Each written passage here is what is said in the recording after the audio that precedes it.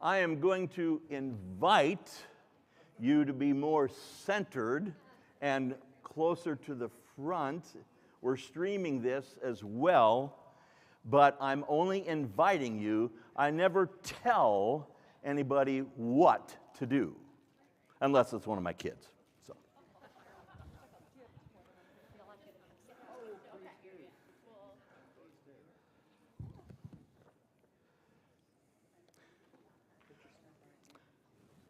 I did not know that we would be in the ballroom. I did not know that there would be more than maybe 12 people that I would sit in a circle with and have a nice little intimate conversation, which is typically more my style and more comfortability.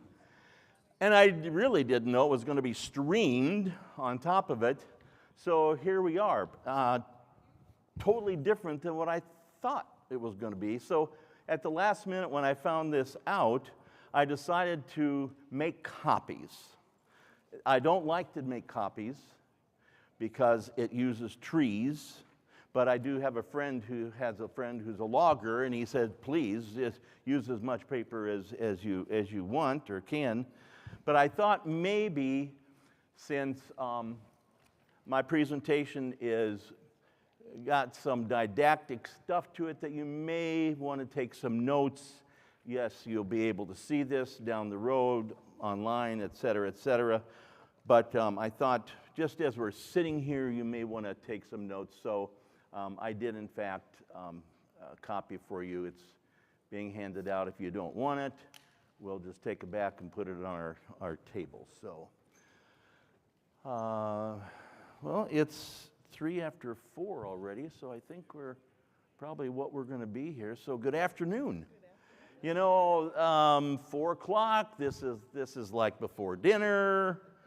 This is after a very exciting presentation and becomes very intimidating when you have a very didactic, logical experience type presentation. So it is what it is. Hopefully this didactic stuff will provide you with some things to think about and hopefully to even experience and to use. So my name is John Clark. My colleague down here is Scott Jacob, and we are both with a Stewardship Development Group. I won't say our name because I'm not advertising, although you can please stop by our table out there, okay? Yeah. But yes, we have been working with congregations and non-for-profits, about 80% congregations, 20% non-for-profits that are typically faith-based that have grown out of local ministries of congregations. For 35 years, I've been doing this. Started right up here in Minnesota and Wisconsin, and now we're nationwide. So you know how it is, good news travels fast, bad news travels faster, so we've always been trying to make sure everything we do promotes good news that travels fast. So I'm curious, what made you sign up for this? Like I said, I thought there might be 10, 12 people. What made you sign up for this? What grabbed you? Anything in particular? Yeah. Well, I can share that I'm literally in the middle of one of these. I just didn't know what the name was. But when I saw Thimble-Sized campaign, I thought, well, yeah, because I'm in a small church. We're not raising $25 million.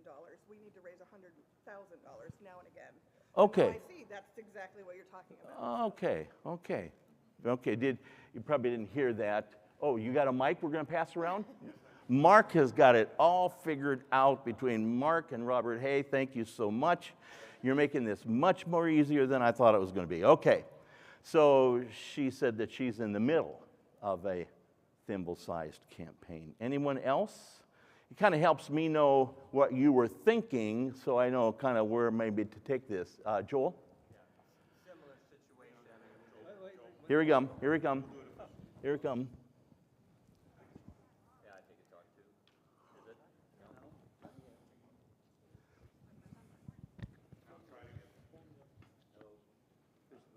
Hello. There you go. There we go. Wasn't all the way on. Yeah. It wasn't on at all. Okay, it was very similar. You know, not even 100,000. I mean, we resurfaced our parking lot, and so that was, we didn't realize then, but it was a Thimble-Sized capital campaign.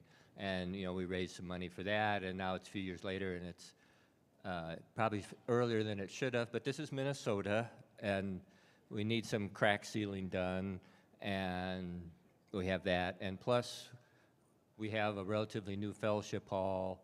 It's got a separate heating system from the sanctuary. There you go. And the old administrative wing, and we have a boiler that is really old. Okay. And we're having trouble finding people who even know how to inspect it and make it meet code, because they say, well, we don't have any of these. So we know sooner or later that our heating system for the main sanctuary and the administrative wing is going to go. Yeah. So I'm trying to think ahead. Okay, good, good. That helps, that helps. Anyone else? I think there was a hand back there. So our church is looking at ways to help our community with the low-income housing. Okay. And so we are looking at doing a Thimble-Sized capital campaign for the funds to initiate some sort of building. We're still exploring what that might look like. So maybe seed money Right. type thing? Okay, good, good. Yes. So I've been trying to talk my church into thinking about a capital campaign for a number of years. We have a 140-year-old sanctuary and 80-year-old fellowship hall, and the furnace went out over the winter and the AC went out over the summer, and can't get them really to think about a big capital campaign. So I'm trying to think if we can do a little capital campaign to do some of the stuff that we need instead of all the stuff we need. Okay, okay, good. Good, okay, well that's helpful, because that is the track that I'm on here in terms of thinking. I entitled this a Thimble-Sized capital campaign because I thought, well, maybe I could intrigue people.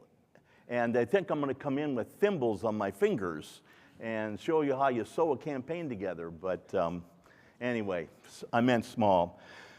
So in congregations, we oftentimes have special appeals. Now, a special appeal, as I'm defining it, is kind of quick, something has happened, or something needs an immediate attention, but not a lot of money, okay? Maybe $3,000 or $4,000. So we put it out in our newsletter. We put it online, maybe 2-3 weeks ahead of time, and we pass the plate if you're still passing the plate, or however you're collecting, and you ask people for a special offering. Okay, so that's one idea. Then down here, if we keep going down, we have capital campaigns, and I don't write very well, but I think you know what I'm trying to say here. That's the big stuff. Okay, we need to raise 2, 3, 4, 5 times our annual giving. We're going to build the building. We're going to renovate a facility. We're going to do the HVAC, the ceilings, everything all at once. One big capital campaign. I think that was back there, that can't sell that big capital campaign. But that's a big effort that you're going to walk into when you're doing a capital campaign. And that's usually giving. We usually give people like 3 years to complete a commitment to a capital campaign. Why do we do that? So that people can hopefully give more if they have more time to fulfill their commitment. So that's a capital campaign. So what's in the middle? What's in the middle? The middle is a mini campaign, thus a Thimble-Sized. Okay? A mini campaign. So that's what we're going to look at here today. A mini campaign is most often conducted by the church itself. Okay? You're not in a position with a mini campaign that you feel like you need a consultant. If you're doing a capital campaign, yeah, this is more complicated, okay? There's a lot more to this, and you have a lot more at stake, because you got one chance to do a capital campaign right? It doesn't go well, you'll never have another conversation in your congregation about a capital campaign. I met with a congregation one time, and we were talking about, well, you know, we're not sure we want to do this, but we wanted to talk to you. So I said, well, have you ever done a capital campaign? Oh, yeah, we talked about it. And it just didn't fly. We couldn't say, well, how long ago did you talk about it? Was this recently? I mean, what am I up against here, right? And they said, well, we talked about it 20 years ago. Yeah, 20 years ago, we had a real good conversation about it and decided not to do it. And now we're at a point where the HVT is next to gone, and now we're talking about it again. So anyway, so what is a Thimble-Sized campaign? If you want to look, I've laid this out as a Q&A because I thought I could keep myself down to the lowest common denominator in terms of answering questions that I know help define what this is about. If I start writing a narrative, really too long. Okay, so a mini campaign provides an opportunity for members and friends to make a one-time contribution to the financial needs of the church for a specific purpose. Key here, one-time contribution. The other key is over and above current giving. If I'm giving $100 a week to the mission and ministry of XYZ Church, this mini campaign, anything I contribute here is going to be over and above what I'm giving to the church on a regular basis. And this is also true of capital campaigns. You understand that. So one thing we have to say over and over and over again so people don't start gift shifting. Yeah? That is a problem. So what are the types of things you're doing here? Everything you mentioned here are possibilities for what you might want to do a mini campaign for, a building project, a mission and ministry project, seed money, maybe an extraordinary time has come upon your local community or maybe even in the world, and you want to raise more significant funds for that than just from passing the plate with a special offering. You want to do something more significant, but yet we're not down here. So those are the kind of opportunities. The thing that makes this, for lack of a better term, work in a congregation is that it's compelling and it's urgent. Those are the two things that in your mini campaign, it's a compelling message. We call it case for support. Have you ever heard that term before? What's your case? What do you want to raise money for? Case for support. A compelling case and urgent. Okay? Those two things are very important to have what I would call a successful mini campaign.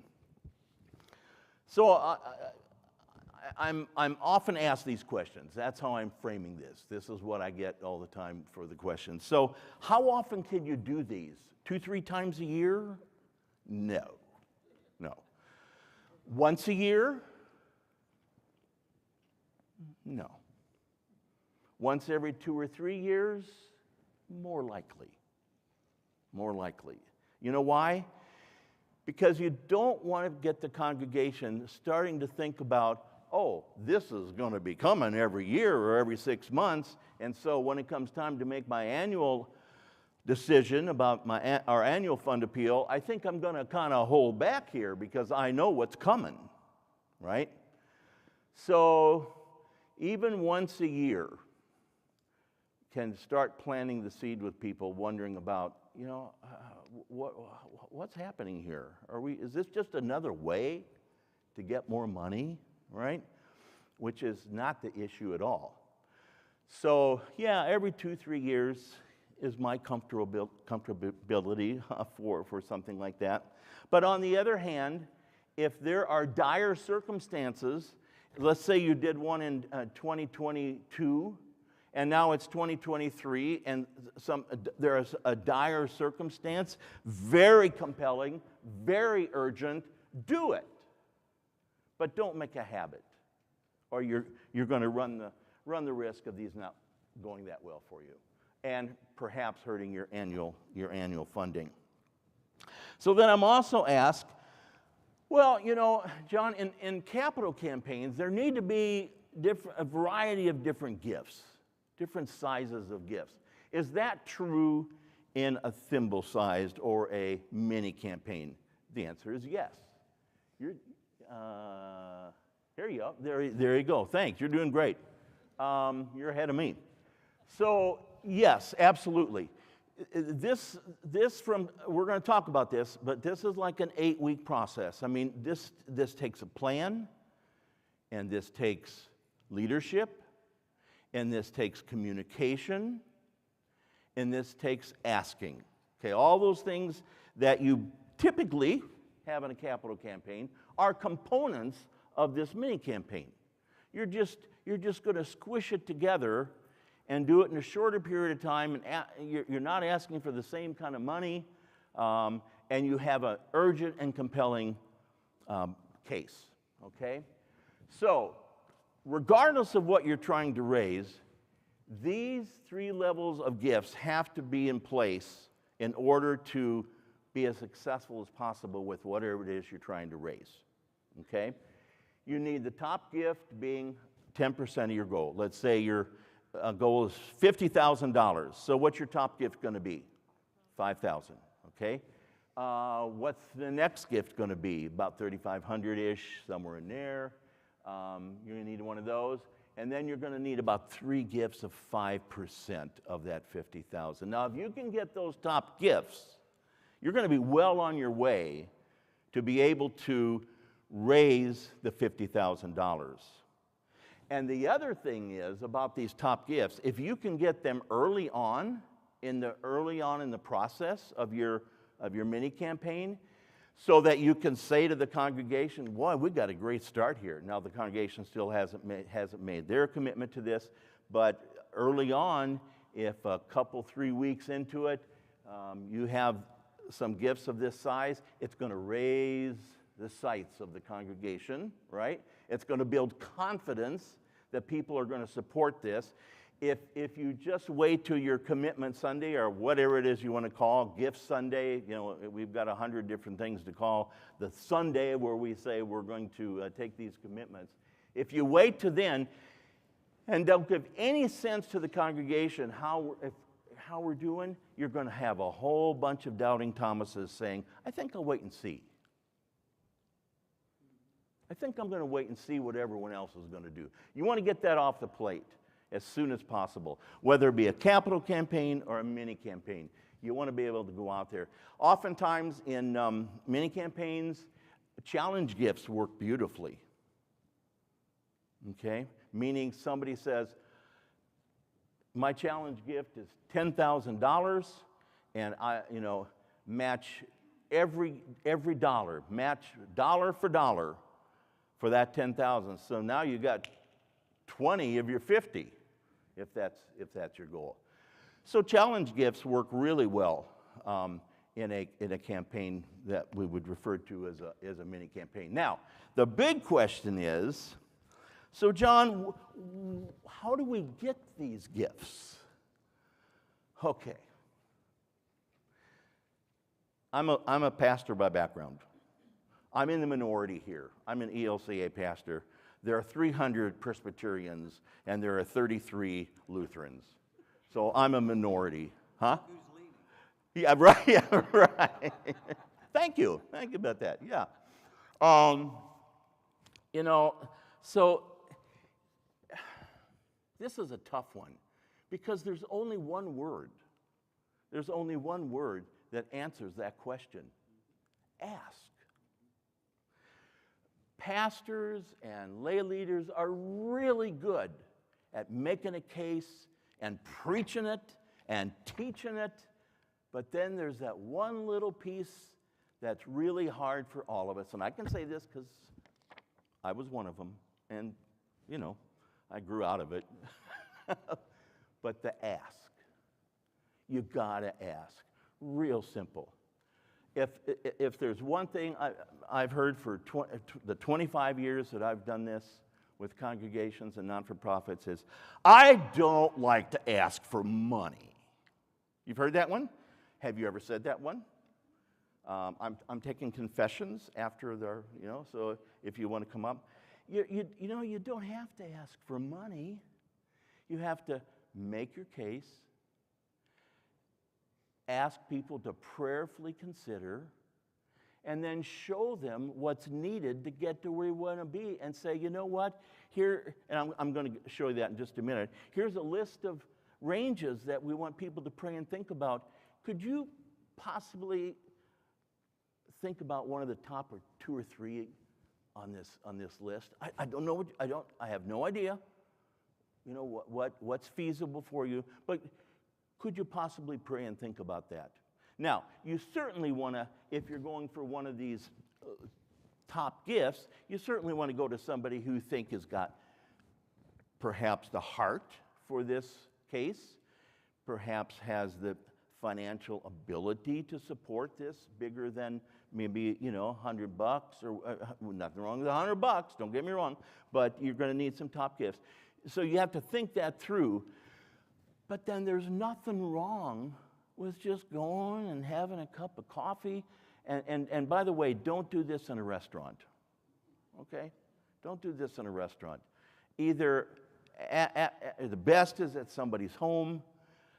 Can you do it over Zoom? Absolutely, you can. You can do it over Zoom. Is it the best? No. But if it means you're going to pass up a possibility here, then do it over Zoom. Or meet somebody at church. Meet them at church, afterwards or whatever. So you have to ask, okay? And who does the asking?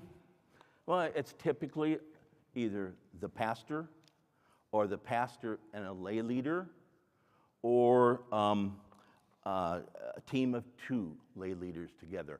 Never more than 2. You don't want to gang up on people. That is a little intimidating. 4 people from the church council walking in saying we're looking for 10 grand. No. So no, you don't want that. So yes.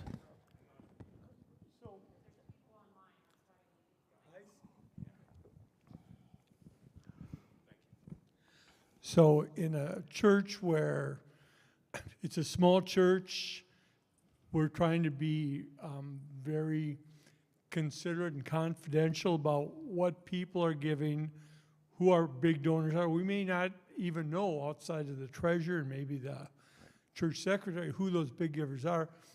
Are there ways to get at that and still have people understand that you don't know that they give $10,000 a year?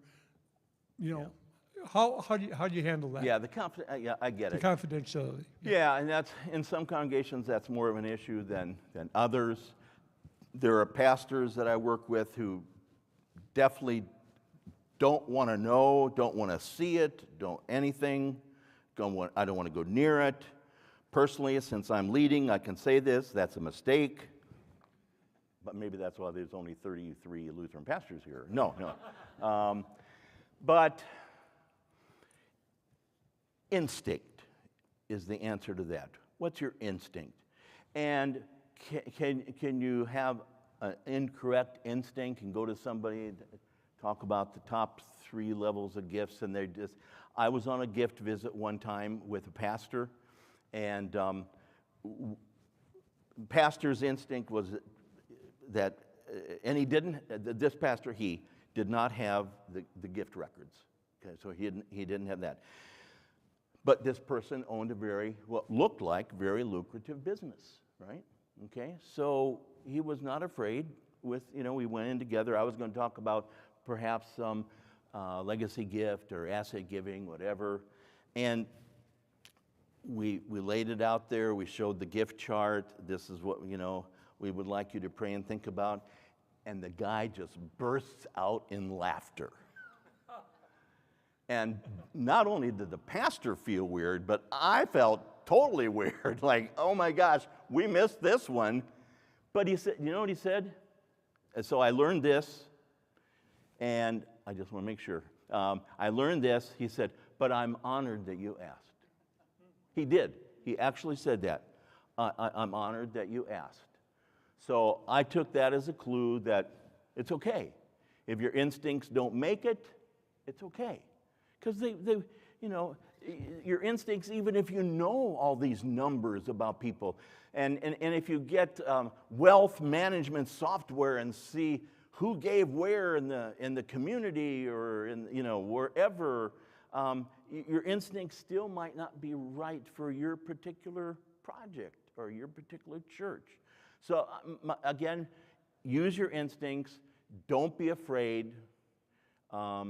Because somebody might think that you know what their giving is. Just take that off the table. If you have somebody that says to you, why are you coming to me?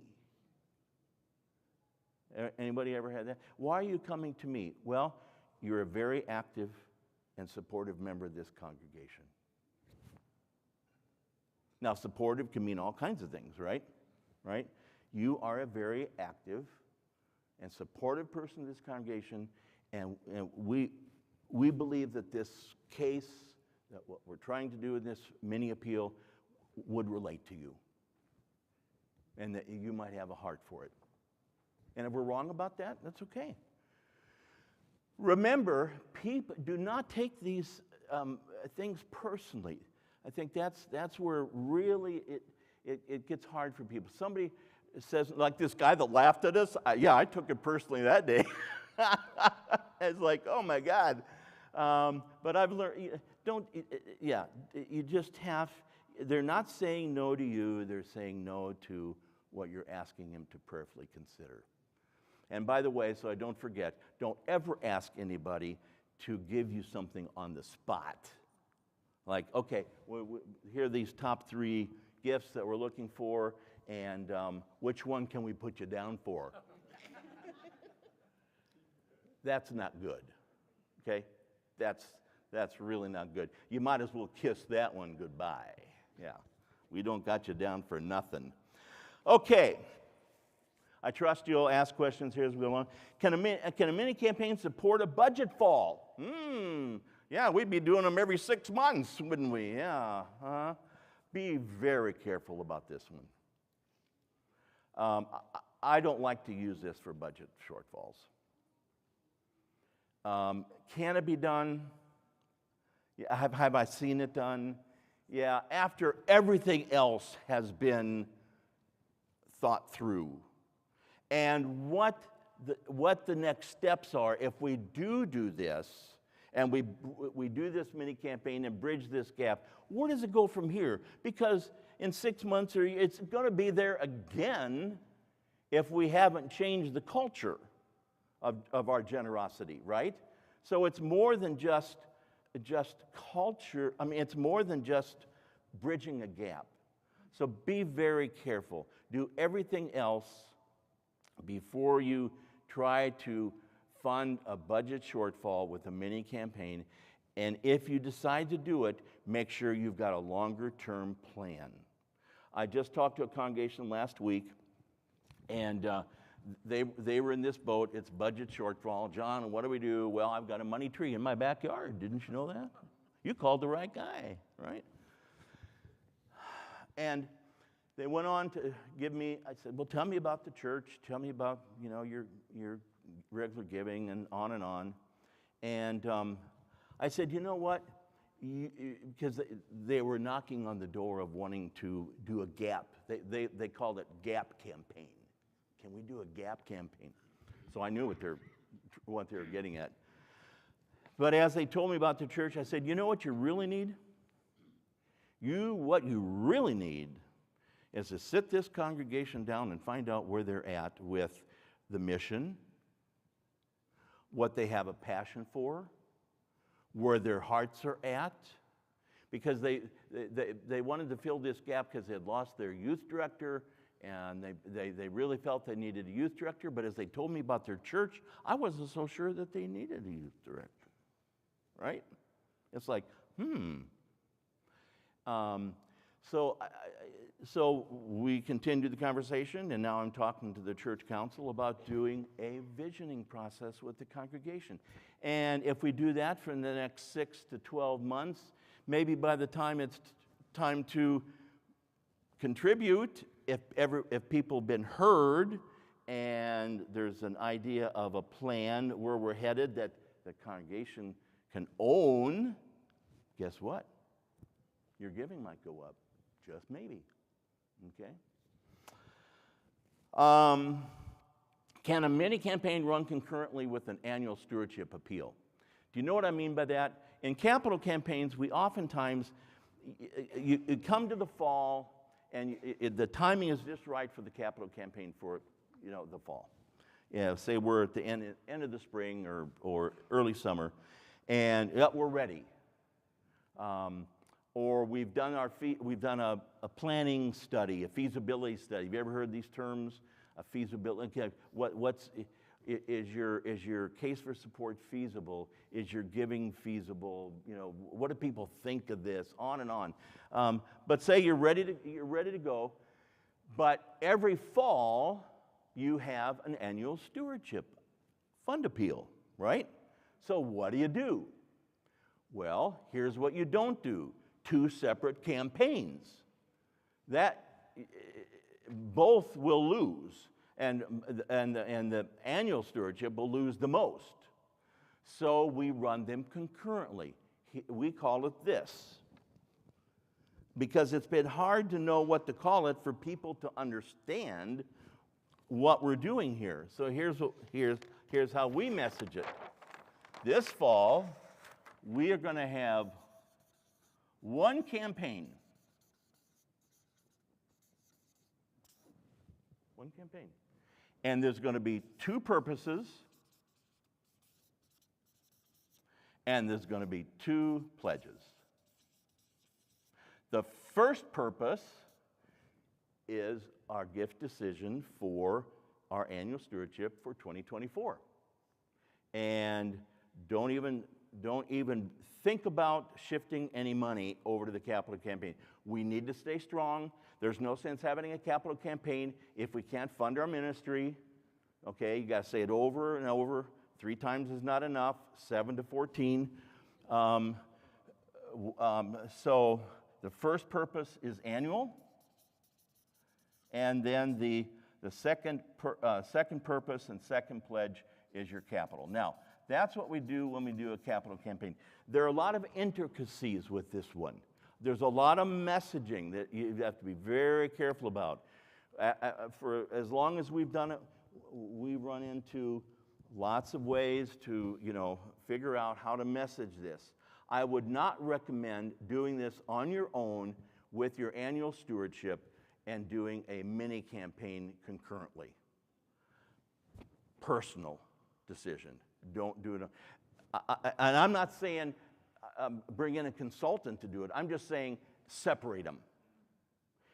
It's not necessary to separate them if you're working with a consultant for a capital campaign, okay? But if you're doing a mini appeal and you think you need it in the fall, again, don't run 2 appeals. Don't run them concurrently. Figure out how you're going to do it at another time. Yeah, go ahead. Cool.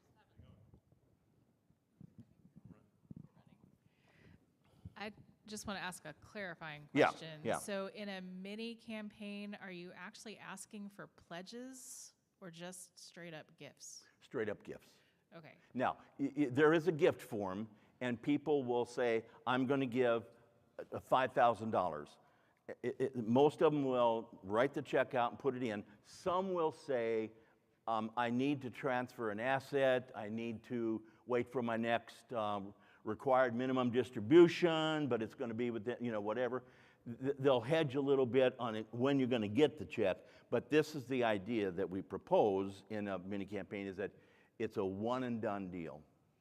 I ask as a person representing a church who is guilty of doing this right now. We had to replace our roof. We didn't have a choice on when this was going to happen.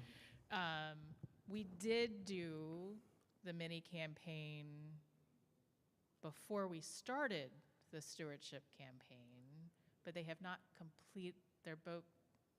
It didn't finish. So What didn't finish? we haven't finished raising the money for the roof. For the mini campaign, okay. Yeah. Okay. So tell We me did two start it things. ahead of time. When did you do the mini campaign? Like early fall? Yeah, late summer, early fall. Late summer, that's a separation. Yeah. But if you're going to do your annual stewardship in the stewardship fall, campaign finishes this coming Sunday. this coming Sunday. So that bumps up to it a little Yeah, tight. they're It would have been, overlapping. yeah, you should have tried, I'm sorry. You know what I'm saying, I know. It'd have been helpful to have completed it in the late spring, early summer, then come back and do, yeah. But you, I know.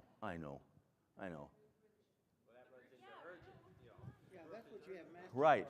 In fact, my example that we're going to get to in just a minute is about a roof, if you've looked ahead.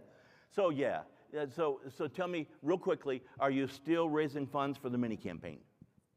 Number one. And number two, did it affect your annual, oh, you don't know yet, it's this Sunday. So yes, we're still raising the funds. We put the urgency on the down payment that we knew we were going to have to pay. Right. And so we raised more than enough for that. Good. But we're still, I think, sitting at 60% of the total that we need. Yeah. And we have a budget shortfall this year, and we need to do the budgeting process for next year early. So, Right. yeah. Well, It is a lot. I can say from personal experience, it's a little too much to juggle all at once. Yeah. Well, and 60%, I don't know what your budget is. I'm getting into some percentages in a minute, but because I'm often asked, what can you actually raise in a mini campaign, right? Okay, well, that's helpful. Just keep at it, if I were you, I'd sew up say, we got the seed money for the roof. We're going to consider it seed money, and I know it's expensive, but we got to do the roof. So we're going to do it before the snow falls, which is probably already too late, right? I don't know, huh? Oh, Virginia. Yeah. We're going to do it before the snow fall, or I mean, we're just going to do it, but get it going, because people will, if they see something happening, they will tend to maybe finish what they're going to contribute. And then you can figure out later on, okay, so we still have 40% that we borrowed, how we're going to do that. Maybe, carry it for a little while and then come back and do another mini campaign to get rid of the mortgage or what you borrowed. But don't do it in 6 months. Don't come back in 6 months, yeah. Okay. Can gifts be fulfilled over time? No, this is one and done. Okay. Yeah, somebody may say, yeah, I can't do it until next month, but yeah, that's okay. Here's one that a congregation tried. This does definitely not work. Okay, I mean, underscore this one. So what this church, of course, I get the call after they've tried it and it's failed miserably. And John, can you fix this? Well, you know what? I'm really busy. And there are other groups that you might want to contact, but I don't know. But right now is not the best time for me. So here's what they did. They said to the congregation in a mini campaign that make a commitment for this year above what you've already committed. So in other words, if I committed $2,000 this year to the annual fund. Now make another commitment of what you're going to give over the 2,000, over above the 2,000. Are you with me? Okay, so the commitment form read, I will give $2,000 over what I currently have pledged or am giving to the congregation. Do you catch this? You're right, and the congregation didn't catch it either. It did not work. So they did get, they got some forms back, but people misinterpreted it and blah, blah, blah. See, it wasn't a one and done. It was, okay, so then people sitting there trying to figure out, let's see, what did I pledge? Or what am I giving? And if I'm going to give 2,000 more, how much is that going to break down to? Do I need to go online? It was a disaster. So if you're at all following that one, just don't do it, okay? And then how do we know when we need a capital campaign? How do you know when you're moving from a mini campaign to a capital campaign? The rule of thumb is, and there are other groups here that maybe they're, I think it's probably pretty close to a standard. Anytime you need to raise more than one time your annual giving, you need a capital campaign. Capital campaigns will raise anywhere between 1.5 to 3 times or more of your annual giving. 1.5, 3 times. That's a little conservative. We had a congregation last spring that raised 7 times their annual giving. How did they do that? Well, that $1 million gift really did help. You know? It just really did help the percentages on that one. So you can do it, but the sweet spot, 1.5 to 3 times over 3 years, over and above regular giving. So when you're knocking on the door of doing more than 1 time your annual giving, you need to be having this conversation, okay? So how much can you raise in a mini campaign? You know, it's kind of all over the board, but the sweet spot is 30 to 40% of what your annual what your annual giving is. Not your budget, because your budget may include some other things in there that throw it off. 30 to 40%, again, we've seen more, 30 to 40% of what your annual offerings are. If you say your budget, you might have some income that comes to the budget that is rent or special events or whatever. So of your annual income, about 30 to 40%. Okay, now I'm gonna run through this real quickly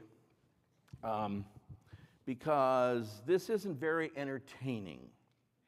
But I want to make sure that you have, if I can answer any questions that you have. So I'm going to run through this, and so I'm going to how to conduct a thimble-sized mini campaign. Okay, here we go. Ready? Think of your questions fast, because like I said, this is very didactic. This is the plan.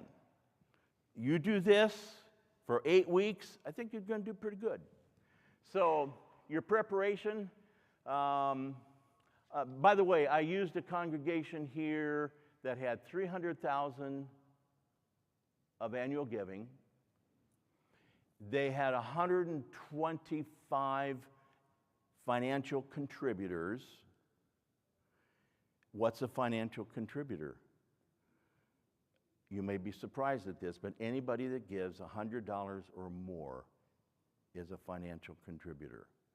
Because there's a rule of thumb that if somebody gives $100, typically they're capable of giving $1,000. Rule of 10. Not always. Not always, but okay. So what did I say? $300,000 annual giving, 125 contributors, and I figured on half of them making a contribution to the mini-sized campaign. Half of them, about 65. So that's how I ran my numbers, okay? Because that's kind of the sweet spot. Again, all these numbers, stewardship is a combination of a science and an art, okay? It's really a combination of a science and art. But that's the science part of this example. So real quickly, so you want to outline your objectives, what's the case for support, and then you're going to determine your goal. What do we need to raise? And keeping in mind all these numbers of what's our annual contribution. If I know that we can raise maybe 50%, 35 to 40, but let's stretch it and say let's put 50 out there. That's pretty aggressive on a mini campaign to raise half of what your annual contributions are. That's pretty aggressive, but anyway. So outline your objectives, determine your goal, and then we're going to go next. That's what you're preparing for, and then you're going to pull leaders together, maybe 5 to 7 leaders that are going to help you do this. Who's you? Typically the pastor, or if you have a development person on staff, but typically it's a pastor. So develop the plan with the leaders. You're going to introduce the case for support. You're going to establish a timeline, very important. Don't let this drag on for 5 months.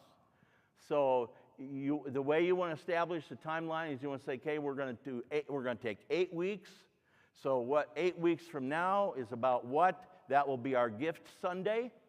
And then that will also tell you, if you count backwards to about your 8 weeks, then you know when your launch is.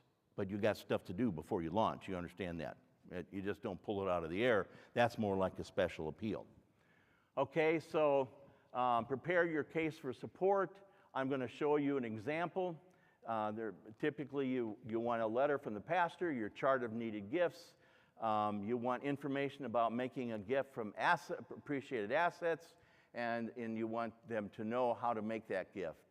And then these leaders, you want them to be willing to make a personal testimony in mission moments, temple talks, whatever you call them, for at least 4 to 6 weeks about what my faith, what this church and this special appeal, this mini campaign means to me personally. That goes a long way.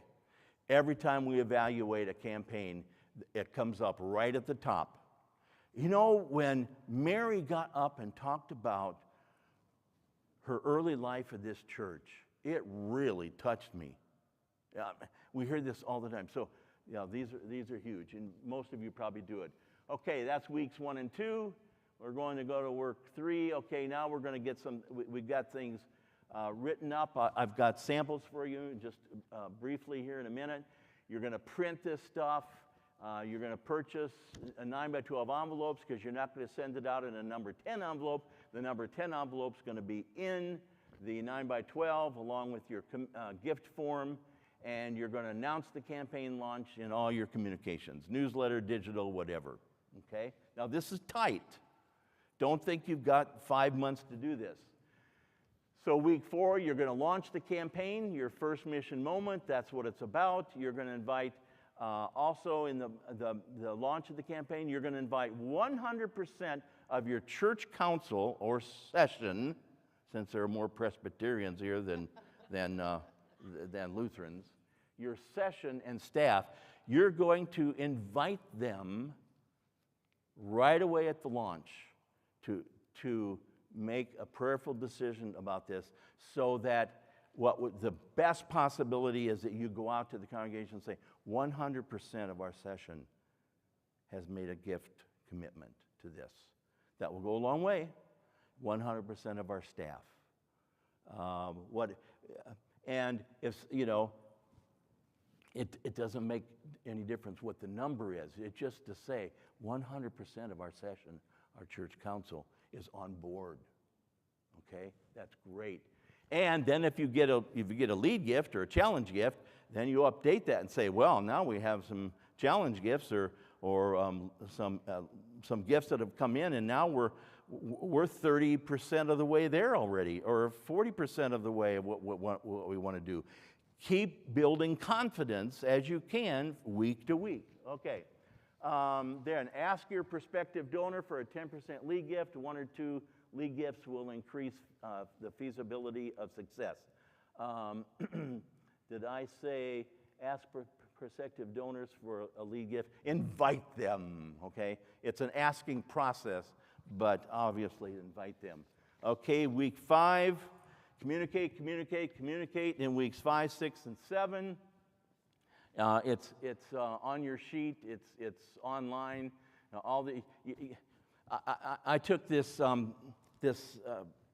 AFP, Association of Fundraising Professionals. I took this seminar, and it was a marketing person.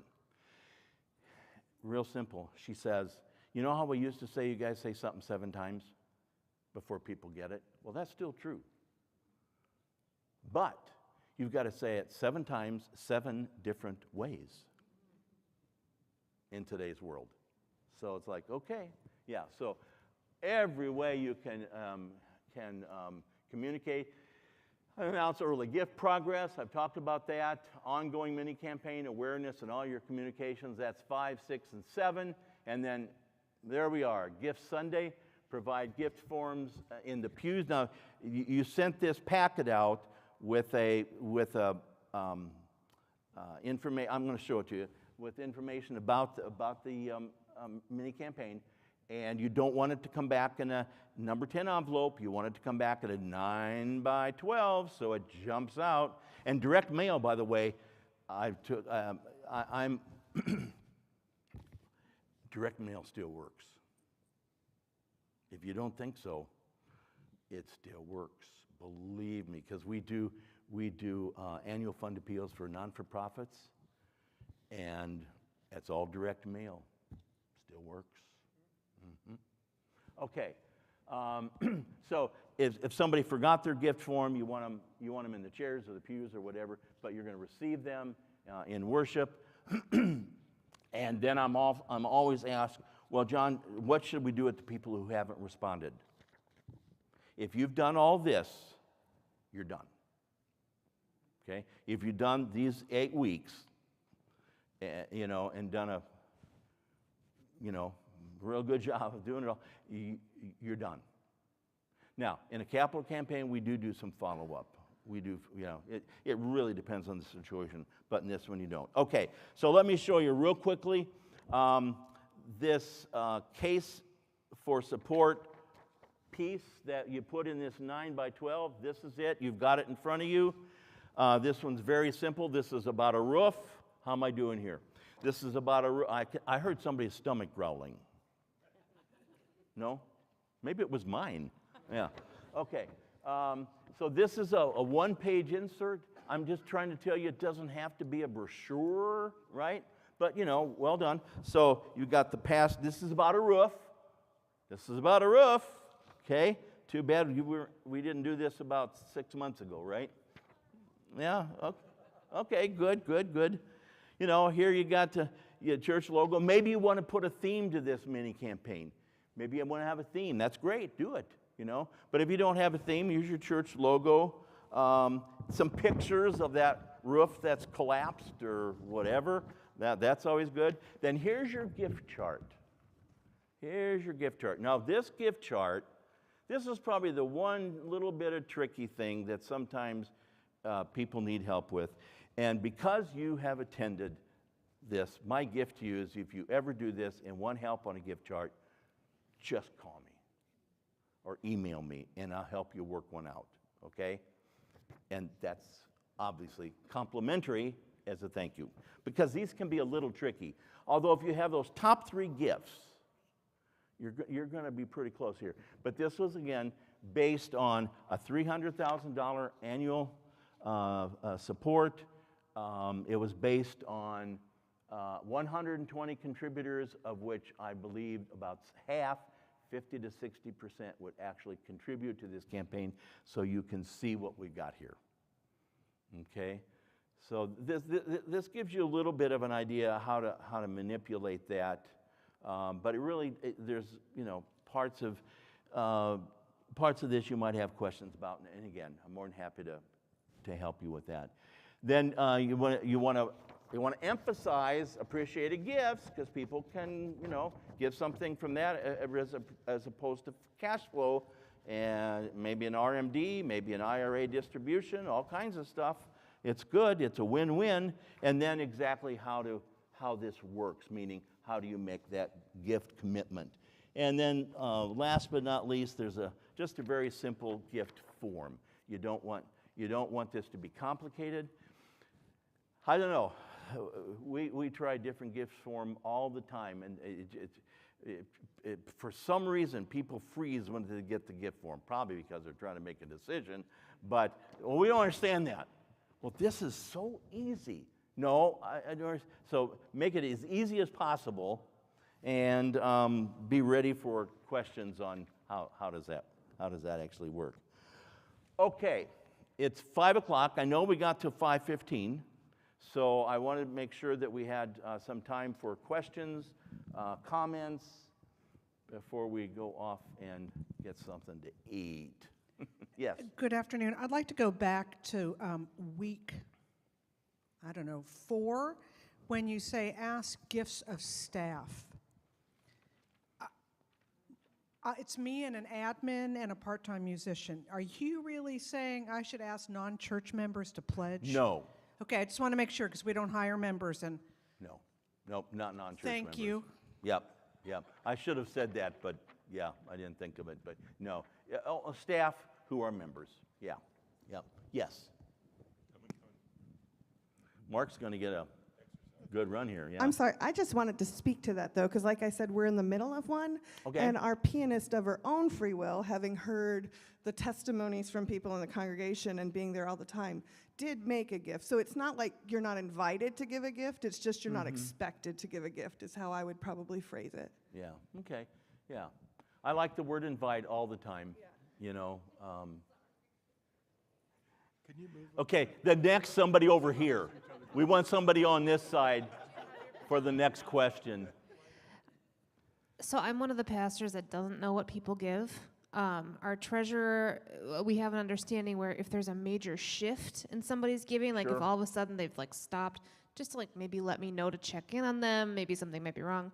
Can you, other than the pastor asking who appeared to be a wealthy businessman and got laughed at, what are some of the benefits you think of a pastor knowing that information? Yeah, it's a real good question, and it really does come down to, you know, everyone's got to make their own decision about that. I when I pastored in congregations, I knew primarily, you kind of hit your nail on the head, kind of pastoral care stuff I saw come out of it. You know, all of a sudden somebody stopped giving. Well, I'd like to know that, right? Or somebody increased their giving really big. Well, not that I'm going to go ask them for more, but it's certainly something that was important for me to know in the long run.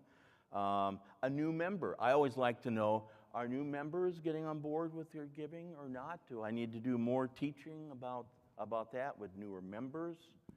So it really kind of pastoral care stuff. I mean, it was never used as a, you know, well, I know what you got. You must have, you know, like that guy that laughed at us, right? But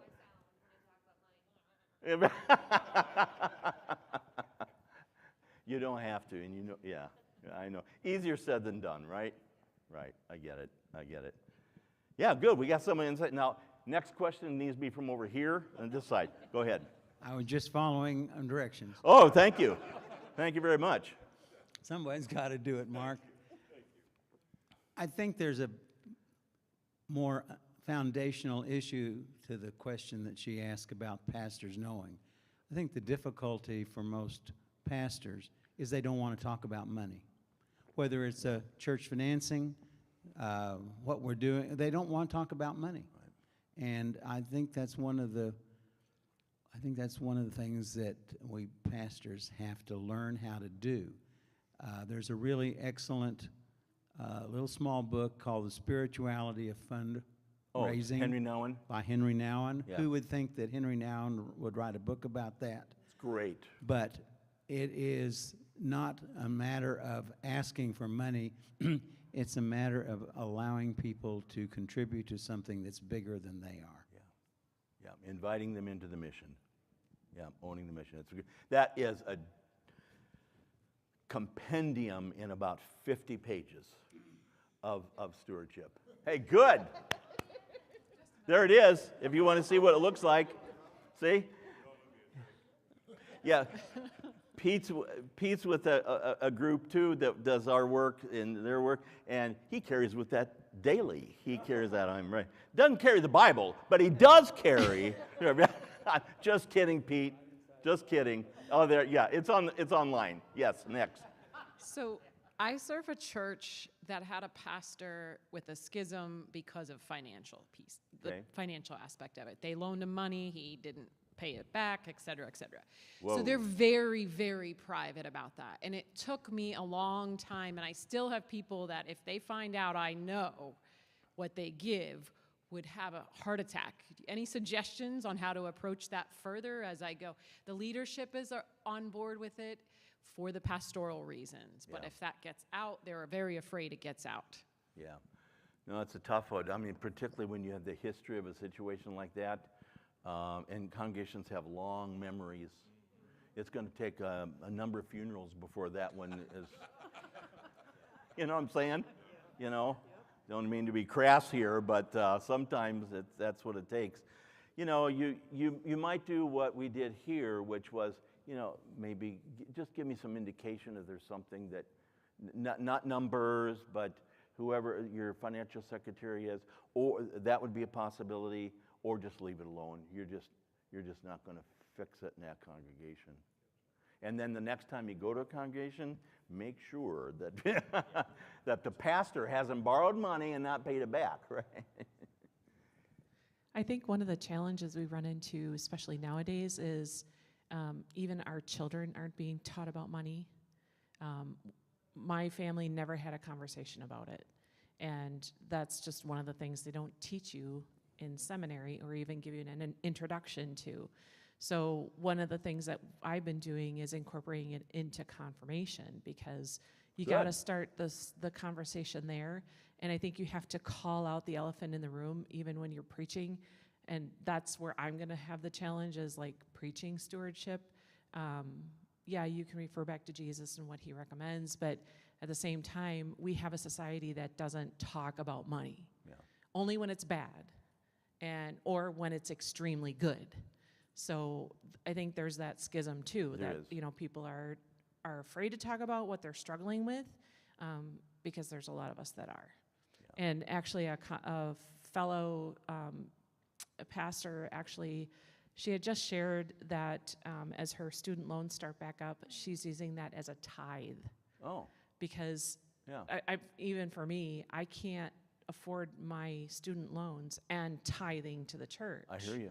Yeah. So, you know, we've got that schism too, that pastors are struggling financially, and the churches don't necessarily understand or see that. Yeah. Well, the only thing I can say to that is because it's hard and because people don't want to hear about it and all that, it still shouldn't stop us from doing the best we. Yeah, I know you're not. Yeah, just being real with people, and yeah, yep. I wanted to ask you if you have any experience with churches that are challenged to be tithing churches, where everybody gives a tithe. It seems to me that if you decided that you wanted to join the Lions Club or the Optimist Club, they say you have some dues that are due. Mm-hmm. You're expected to be at so many meetings. You're expected to participate in what we're doing. You may even be expected to wear a Lions shirt or a hat or something. You're expected to participate fully. And I think one of the problems with our churches is that we don't really tell people what's expectations with membership. Mm-hmm. And I read that the typical pledge for Presbyterians is somewhere around 2 or 3%. And if it's that low, how can we do anything? How can we complain about, you know, so many things if we're not willing to support the church? And I think that's the message that we have to talk about, is actually you're not supporting the church. You're giving back to the Lord who blessed you with things. And so I just, do you have any experience with these churches that are tithing churches? Yeah, it's interesting. I have never served an evangelical megachurch. Okay? Nothing wrong with it. I'm not saying. I'm just saying I've never served there where there is more of that front-loaded expectation. I've heard stories about that, but I have served Baptist churches, American Baptist churches, where it's an expectation, but the way it's presented is helping people grow towards the tithe, not just saying tithe. If you're going to join, it's a tithe, or you're not joining. I want your IRS, you know. But it's teaching to grow, and I have no trouble with, helping people try to grow to the tithe. But just to say, you can't join this church without tithing, I couldn't do that and feel good about, because the ownership isn't there yet, I'm not really answering. I'm just kind of. Yeah. Yes. Well, since we got into that, that's a little bit off of this special thing, because our church is always, and we're a small church, less than 100, but we've always had a faith budget, and then even though nobody knows exactly who they are, we always had the heavy hitters, and at the end of the year, we budget, a fairly large percentage over what the pledges come in, and then we add some money to that and say, well, okay. And we've done that. I've been going to that church for 30-some years. It's had a faith budget every year. But now a lot of those have gone to their reward, and we have some complacency in the thing, I know, and I can include myself in that because I'm more in the middle there, that I'm trying to think, it's off the topic, but it goes to how do you communicate, that the days of the free ride, so to speak, are over, because those people who gave of their self and of their, rewards that they've earned on this earth aren't going to be picking the tab up at the end. And it goes back to, again, not the special thing, but the annual pledge drive is how do we communicate there that we really need to get people, I think we're fortunate, very few are in the, I don't know, because I'm not the secretary who records it, but we have started over much resistance from our secretary to start the ladder that shows that here's where all the people who have pledged fall in broad categories across the bottom as a tool, which the person is not convinced is worthwhile, but I am, that I could look at that and go, oh, I'm not where I should be as far as where I think I am compared to the rest of the congregation. I need to move up. So I think it's useful, and everybody can look at that and say, well, okay, yeah, I'm down here, but that's okay because that's all I've got and that's all I can give. Right. But that's what I'm saying. I'm not so sure we have the heavy hitters left. I'm not. And then how do we get the rest of us in our campaigns to step up and say, or do we stop having faith budgets? And I mean, we've already reduced staff to right now all our positions are vacant except the pastor position. Well, and the church secretary. Yeah. Well, I hear that about every other day, every week. Yeah, too many congregations have depended on those angels, as I hear them responded to. Sometimes we have an angel at the end of the year who'll come up. So then the first thing I would say, I do like the step up. I've used it in 3 annual appeals this fall alone. I like it. It's real simple to understand. Do you know what he's talking about, the step up? It shows these steps. It shows different levels of current giving.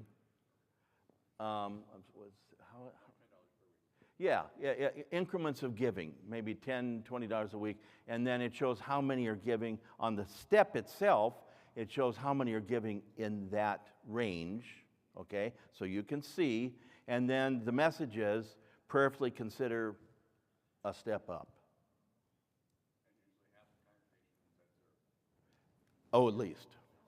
Yeah, half the congregation's at 0. Yeah, right. Yeah. We're still small. I mean, I think maybe the people that are not willing to commit would be coming to our church anyway. I mean, Yeah. Just one trip to McDonald's each week. There you go. We ask you to give. Yeah. So the other thing is about people knowing that the angels have ascended. We'll put it that way. You know what? I don't know. Maybe it's just me, but I think it's just something to say.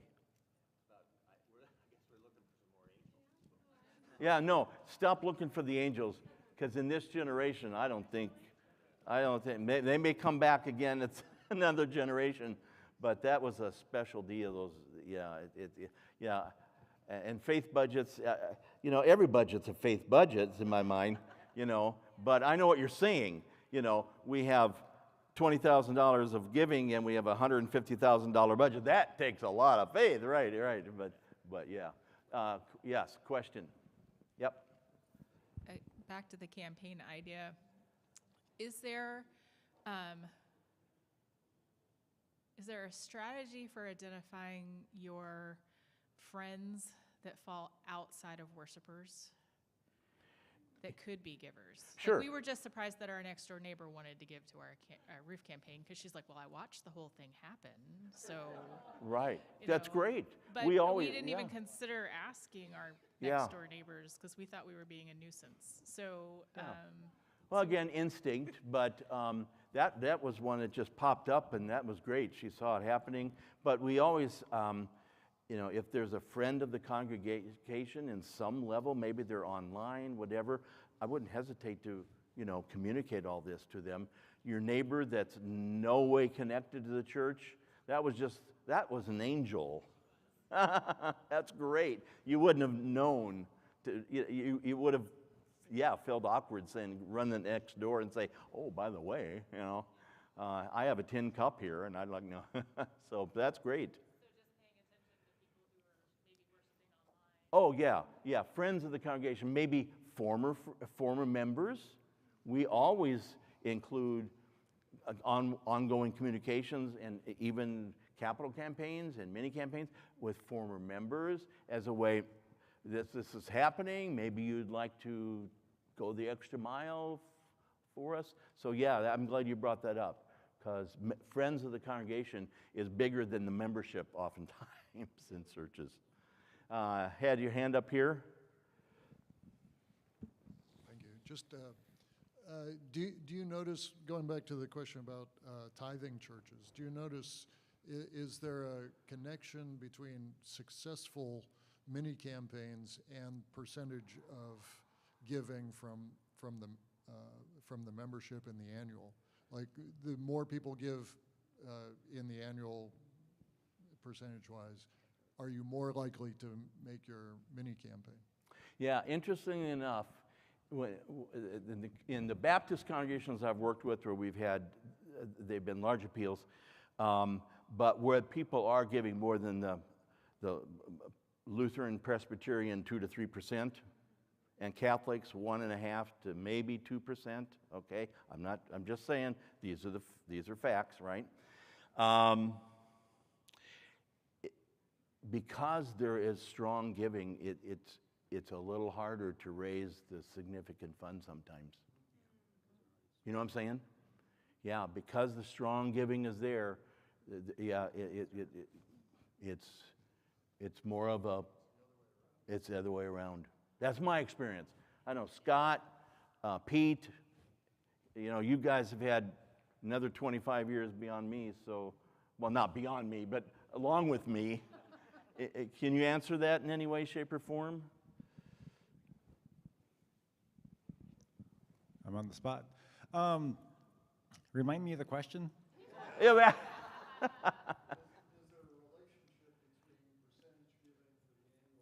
Yeah. You know, in theory, yes. I mean, for me, it gets back to the case for support, though. If it's something that people are excited about, they're going to give to it. And that's why in almost every congregation, they say, well, boy, people give to the special thing. We can't give them to give to the general fund. Well, yeah, because the only reason we talk about giving to the general fund is to meet your budget. I don't want to give to meet a budget. The church I go to, they talk about paying the electric bill. I already have one. But if there's something that I'm excited about, yes. And so I think it could limit some capacity, but also, as was mentioned, that if we're doing a mini campaign, sometimes that giving isn't coming from people's income. It's actually coming from assets, Right. especially the lead gifts to a campaign. So that's where it's a little bit different, where someone may be giving, they may be tithing, but they also have assets that could be available. And that's why you can't do it every year, because they're not going to give assets every year. But on a limited basis, absolutely. Yeah. Scott, did you have anything to add to that? Yep. You're going to lose about 5 pounds today, Mark. Yeah, I'm looking forward to it. I had the experience of working with a North American Baptist congregation literally across the street from my house. They had $500,000 in the bank, and they needed to raise $1.3 million to do an addition to their building. We figured reasonably they could get to maybe 1.1, and there are 200 worshipers. That doesn't make them members, but they're in worship every Sunday. They did not have a mailing list of their congregation because they had a mailbox system by the door, and all of the information would go in there, and they knew every Sunday afternoon who wasn't in worship. And that would usually be less than 5 people or 5 households. I mean, it's amazing. Not only is it the tithing thing, but it's you're in worship. And so we shot for the 1.1, and one of the members of the leadership team said, "Well, it's only another $200,000." And I'm going, Right. And they had an angel, or actually they had members who sold a resort. And, there you go. And they gave a huge major lead gift. And that put so much energy into it that they raised $1.5 million so that they could, because they did not plan on any of the furnishings. They just planned on building the building. And suddenly there was we're going to need chairs, we're going to need tables, we're going to need some other stuff. And they raised the 1.5 and it all paid off in 18 months. There you go. And it was, I always worked with Lutherans, and that was never my experience, Yeah, to right. be honest. Right. No, But yeah, so sometimes it works the other way. And Scott was, yeah, right. Scott was so glad it did work because he lived across the street, and they knew where he was. Yeah, right. In town, right. Okay, it's 5:20. Hey, thanks a lot. Blessings on your ministries. You can do it. You can do it. See you out there.